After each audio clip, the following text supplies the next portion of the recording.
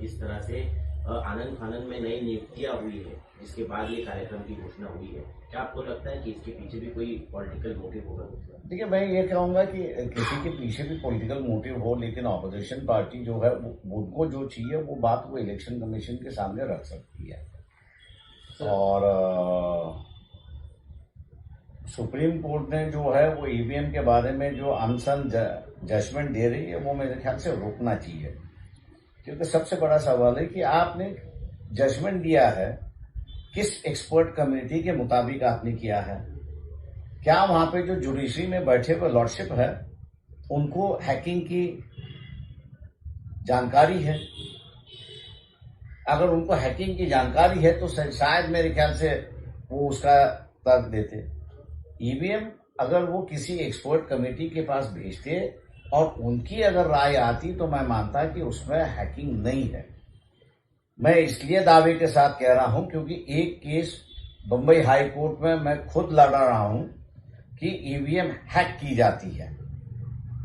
जिस तरह से इलेक्शन कमीशन का रवैया उस मैटर में है, पिछले 6 महीने से ताल मटोल हाई कोर्ट में चल रहा है उनका, ये एप्लीकेशन दो, वो एप्लीकेशन दो, वो एप्लीकेशन दो, वो एप्लीकेशन दो, ताकि वो मैटर सुनवाई ही ना आए।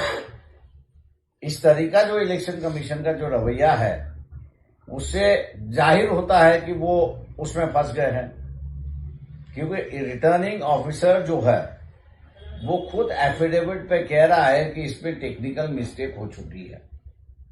जब रिटर्निंग ऑफिसर जो इलेक्शन कंडक्ट कर रहा है बिहाफ ऑफ इलेक्शन कमीशन, अगर वो ही जब एडमिट कर रहा है कि टेक्निकल मिस्टेक हो गई है, तो अब टेक्निकल मिस्टेक क्या है उसको ढूंढना है। अब उसको ढूंढने की जो पिटीशन है उसी पर ये अड़ंगा लगा के बैठे हैं कि ये टैंपरिंग नहीं हो जा सकती है। हम लोग ने बता भी दिया 3 दिन पहले कि ईवीएम में दो चिप्स जो आती है वो रास्ते पे मिलती है, उसको कभी भी मैनिपुलेट किया जा सकता है। उसके बारे में जो है वो इलेक्शन कमीशन कुछ कहने के लिए तैयार नहीं है, ना सुप्रीम कोर्ट उस पर कुछ कहने के लिए तैयार है। इसलिए हम सुप्रीम कोर्ट से कहेंगे कि आपके पास अगर या किसी भी हाई कोर्ट के पास ये अगर पिटीशन आई तो आप फॉरेंसिक लेबोरेटरी मत भेजिए इसको, कि उनके पास वो टेक्निक वो उनके पास वो एक्सपर्टीज नहीं है।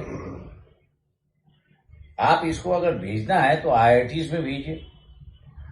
आपके पास इलेक्ट्रॉनिक डिपार्टमेंट है, उस इलेक्ट्रॉनिक डिपार्टमेंट के जो हैकर्स है, या आप किसी एक यूनिवर्सिटी को अपॉइंट करिए कि जिसके पास up to date IT department है, आप उसको भेजिए, उनका रिपोर्ट लीजिए। सुप्रीम कोर्ट खुद कैसे सर्टिफाई कर रहा है नहीं, ये नहीं हो रहा है, ये नहीं हो रहा है, ये गलत है पूरी तरह के सुप्रीम कोर्ट का डिसीजन देना, ऐसे मैं मानता हूं।